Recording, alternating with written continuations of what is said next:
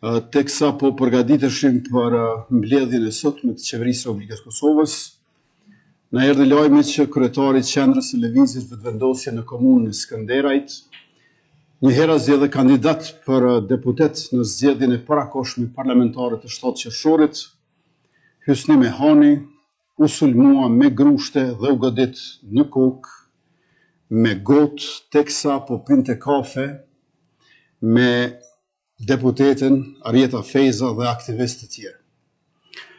Qeveria e Republikës Kosovës e dënon këtë sulm qyqar e të papranueshëm që shpërfaq mendësinë banditeske.